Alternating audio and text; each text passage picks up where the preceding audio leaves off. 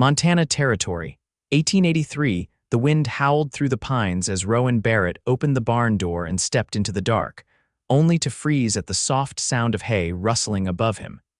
He reached for the rifle slung across his back, his boots crunching on the straw-covered floor. His horses shifted in their stalls, snorting quietly. Something or someone was up in the loft. He moved slow, careful, the way a man does when he knows danger might be waiting. Then he heard it. Not an animal, not a thief. It was a woman's muffled sob. Rowan climbed the ladder, rifle held tight. But when he reached the top, what he saw made him stop cold. Curled in a threadbare blanket, hidden behind a stack of feed sacks, was a young woman barefoot, dirty and visibly pregnant. Her face was pale, streaked with tears, and her hands trembled as she tried to shield her belly with her arms. "Do not shoot," she whispered, voice hoarse and raw. "I'm not gonna shoot you," Rowan said, lowering the rifle, "but you better tell me who you are and why you're sleeping in my hayloft." The woman swallowed hard, her eyes wide and filled with fear. "My name is Willa Zane, please." "I will leave in the morning. I just needed a place to rest." Rowan stared at her. She could not be more than 20, her dress torn at the shoulder, her belly heavy with child. She looked like she had not eaten in days. "You got someone after you?" he asked. She hesitated, then nodded. Rowan sighed and rubbed his jaw. "Come on down. You are not sleeping up here another night. You will freeze." "I do not want trouble," Willa whispered. "Well, you already found it," Rowan said. "But I ain't about to let a woman, especially one carrying a child, sleep in a hayloft like some stray animal." She came down slow, wincing as her bare feet touched the cold ladder rungs. Rowan helped her down, his hands gentle on her arms. Up close, he saw the bruises on her wrists. Someone had grabbed her hard. He brought her inside the cabin and stoked the fire higher. She sat by the hearth, trembling, while he fetched a clean blanket and poured her a mug of warm broth from the pot on the stove. She drank it slowly, both hands holding the cup like it might disappear. He watched her from the table, arms crossed, waiting. "I was traveling with a man," she said after a long silence. "He promised me a future, said we would head west, start fresh. But when he found out I was with child, he turned mean, left me at a trading post near Fort Benton. I tried to walk south, got lost, and then I found your barn." Rowan's heart twisted. He had seen men like that before, ones who smiled sweet, then vanished the moment things got hard. "You got no family?" he asked. Willa shook her head. "My folks died of fever 2 winters back." "I got no one." Rowan looked at the fire, jaw tight. He lived alone by choice. After losing his older brother in a mining accident and watching his mother waste away from grief, he had stayed out here, far from town, far from people. It was easier that way, but damned if he could turn this girl out. "The law around here is not kind to women alone," he said quietly. "If someone comes looking for you, they might not ask questions before dragging you off." She looked up, eyes wide and scared. "I can help," Rowan said. "But it means doing something bold." Her fingers curled tighter around the mug. "What kind of bold? You stay here, people will talk. A single man with a woman under his roof. But if I say you are my wife, they will leave you alone." Willa stared at him, stunned. "I do not mean to pressure you," Rowan added. "But if someone comes, if he comes back, the only way to keep you safe is if you are legally under my name." There was a long silence. Then Willa looked at him, really looked at his steady hands, the quiet steadiness in his eyes, the way he had not asked anything of her, not touched her wrong, not judged her. "You would do that, for me?" she whispered. Rowan nodded once. "I would," she blinked hard. "You do not even know me." "I know enough," he said. She said nothing for a while. Then, slowly, she nodded. "All right," she whispered. "If it means my child is safe, then yes." They rode to the Justice of the Peace in Deer Lodge 2 days later. The snowfall had started to lighten, and the road was quiet. Willa wore one of Rowan's spare coats, too big on her, but warm. She had not smiled much, but her eyes had softened since that first night. They said their vows in a small wooden office behind the general store, with the storekeeper and his wife as witnesses. Rowan had never thought about marriage, not truly, but he looked at Willa. Her hands folded over her belly, her eyes solemn but shining, and felt something shift in his chest. On the ride back, she was quiet, leaning back in the wagon as the snow fell around them in soft flakes. "You all right?" he asked as he guided the horses. She nodded, then looked at him. You did not have to do this, I know, but you did. I am not the kind of man who walks away when someone needs help. She was quiet a long time, then she said, "Thank you, Rowan." He looked over at her. "You are welcome, Willa." Back at the cabin, he helped her down, his hands careful under her arms. She looked up at him, her cheeks red from the cold. "I will not be a burden," she said. "I can cook, so I will earn my keep." "You are not a burden," Rowan said simply. "This is your home now." Something flickered in her eyes, not quite trust, but maybe the beginning of it. That night, as the wind howled against the windows and the fire crackled low, Willa lay in the bed he had given up for her and looked across the room to where he slept on the floor by the hearth. She whispered, "Good night, husband." He smiled in the dark. "Good night, Willa." The first real thaw came 3 weeks later. Ice melted from the eaves, and the creek behind the cabin began to murmur again beneath its crust of snow. Rowan stood at the edge of the woods splitting cedar rounds for the stove, his shirt damp with sweat despite the chill. He paused when he heard the cabin door creak open. Willa stepped down onto the frozen ground, wrapped in her new shawl, her belly more pronounced now beneath the wool. She walked carefully, one hand resting just above her hip as she made her way toward him. "You should be resting," Rowan said, driving his axe into the next log but not splitting it. "I was going stir-crazy in there," she said. "I swear I've counted every board in the floor twice over, thought maybe I'd try my hand at the garden bed. There's not much to plant yet. I know. But I can clear stones. I can pull what's dead." Rowan pulled the axe from the log and set it aside. "Let me get the spade." "I can manage," she said, already kneeling at the edge of the plot, brushing snow away with her bare hand. He watched her for a moment, then went inside and returned with gloves and the spade. She took them without a word, and he worked beside her in silence for a long while, clearing out the brittle remains of last summer's herbs. Finally, she said, "You don't talk much unless you have to." "No reason to fill the air if there's nothing worth saying." She nodded, then looked sideways at him. "Were you always out here alone?" Rowan brushed a handful of pine needles off the edge of the bed. "Not always. My brother and I built this place together. He had plans to bring his girl up once he'd saved enough." "What happened to him?" "Mining accident near Anaconda." "I'm sorry," he shrugged. "It was years ago, just me now." She knelt back, brushing dirt from her gloves. "You could have gone anywhere." "Why stay?" Rowan looked out toward the tree line. "Some folks chase noise. I'd rather have quiet." Willa was quiet for a few breaths. Then, "I never had quiet, not until now." He looked at her. Her braid had come loose, strands catching in the wind. "I thought I'd be someone's wife in a house full of laughter," she said. "Didn't expect to end up in a stranger's cabin, pretending." She didn't say it with bitterness, only a kind of wondering. Rowan stood, brushing off his trousers. "You're not pretending." She looked up at him. "You're here. The paper says what it says. No one can take that from you." Willa's fingers hovered over her belly. "He used to talk about homesteads too, said we'd keep chickens, maybe a milk cow. Men say a lot when they've got nothing to back it." She smiled at that, faint but real. "You haven't asked what I'll do when the baby comes." "You'll raise it," he said simply. "And you?" Rowan met her gaze. "I'll be here." The wind shifted, sending a flurry of pine needles down through the trees. Willa stood slowly, brushing dirt from her skirts. Back inside, she brewed tea from the dried mint she'd found in a tin above the stove. Rowan sat by the hearth, sharpening his knife with slow, even strokes. She handed him a steaming mug, then eased into the rocker near the fire. He took a sip.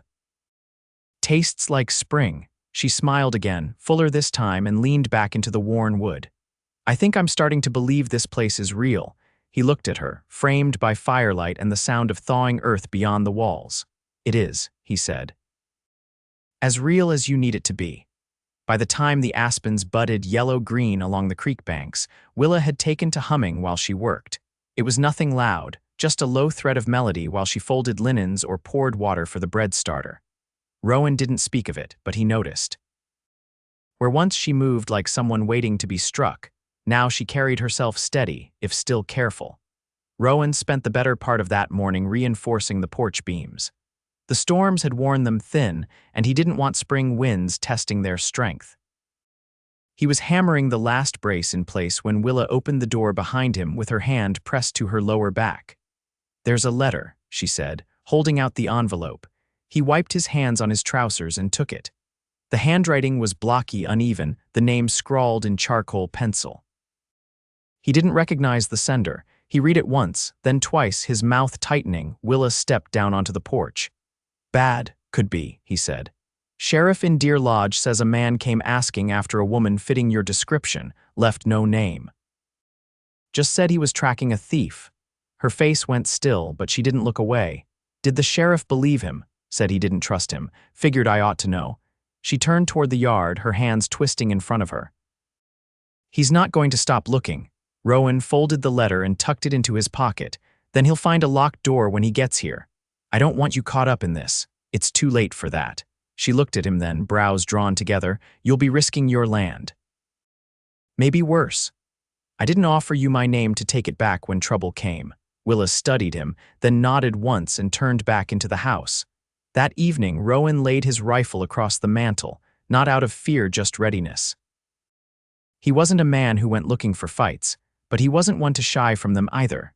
Later, they sat at the table in the hush between supper and nightfall, the oil lamp casting amber light over the wood. Willa finished darning a tear in one of his shirts, her stitches even and small. "You ever think on what comes after?" she asked, eyes still on her needle. "After what? After the baby, after he stops looking."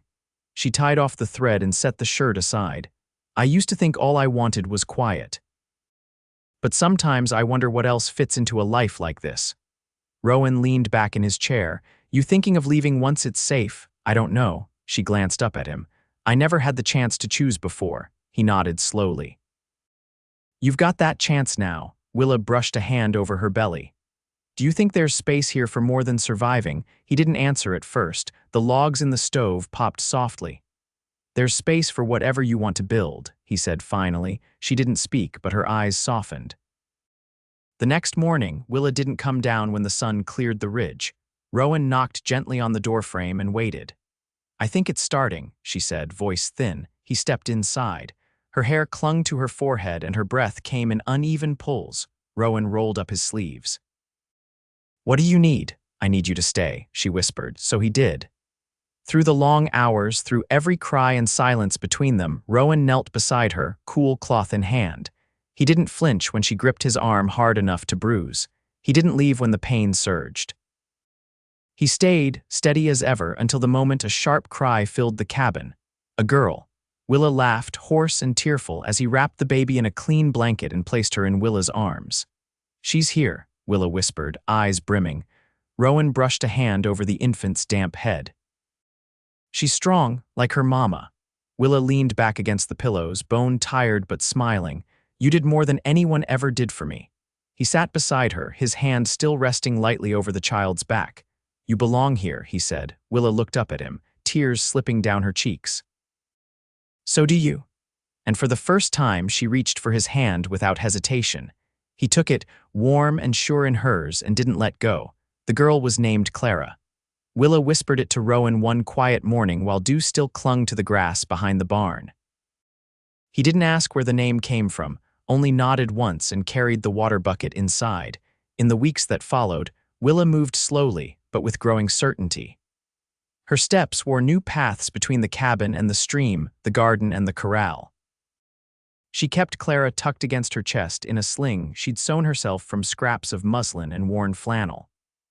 Rowan built a cradle from pine, planed smooth and shaped by hand, though he said little about it when he slid it beside Willa's side of the bed. One afternoon, while Willa nursed Clara in the shade of the porch, Rowan returned from the hills with his saddlebags full of early morels and a coiled rabbit snare slung around his shoulder.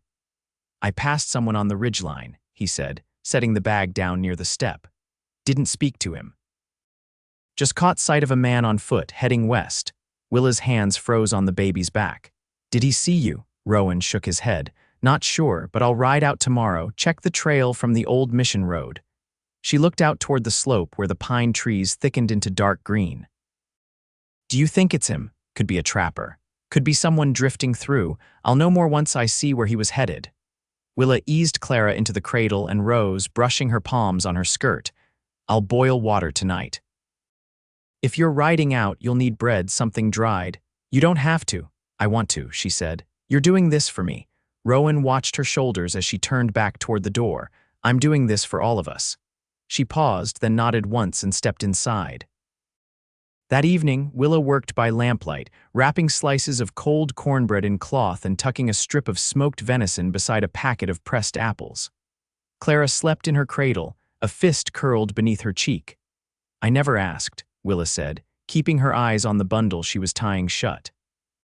Why you never married? Rowan leaned against the doorframe, arms crossed. Didn't seem like there was room for it. Not even once. There was a girl. Back before my brother died, she moved east.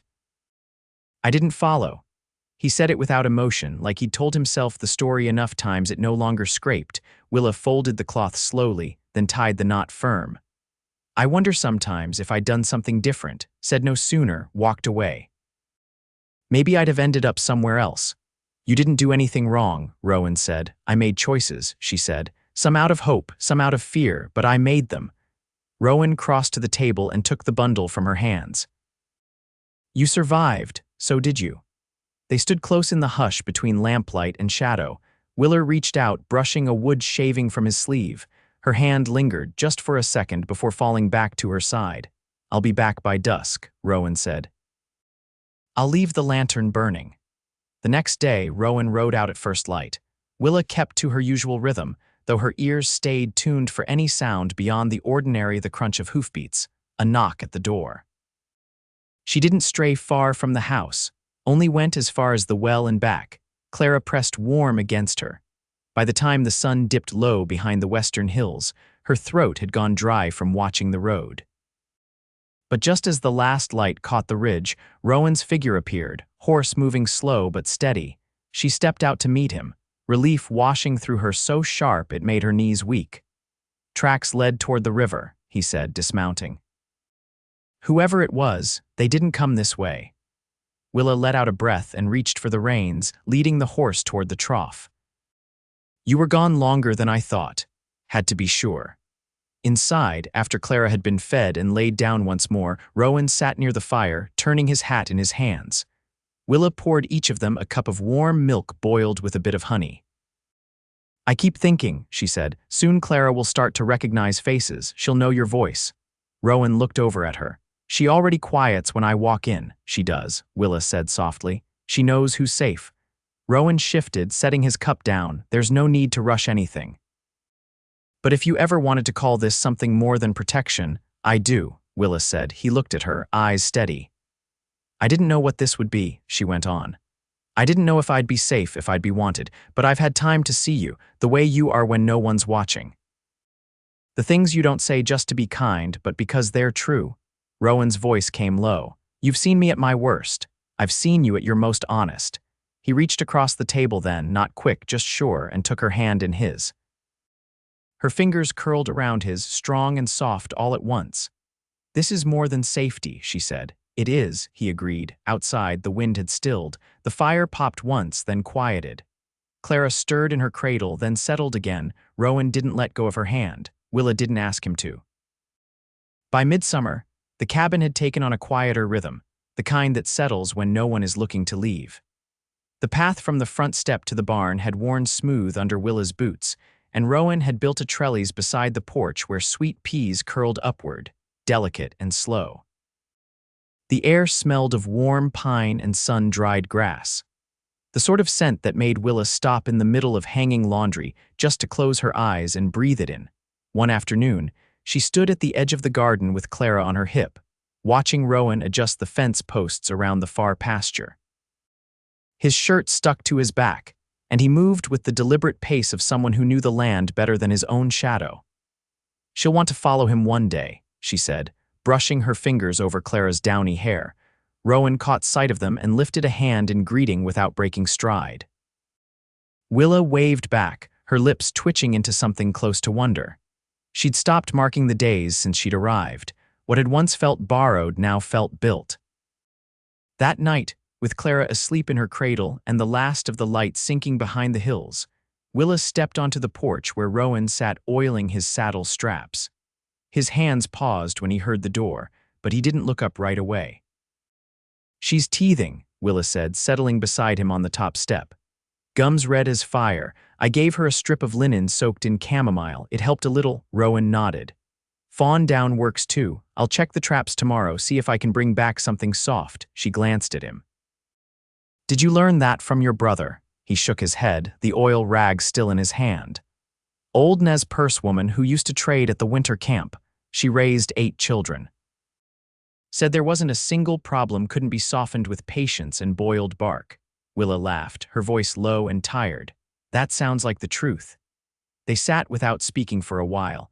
Crickets had begun their chorus in the grass, and the moon was just beginning to lift over the pines.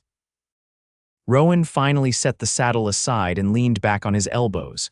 You ever miss Missouri? She thought about it. I miss my mother's apricot preserves, and the creek behind our first house, but not the rest, not the way people looked at us after the fever.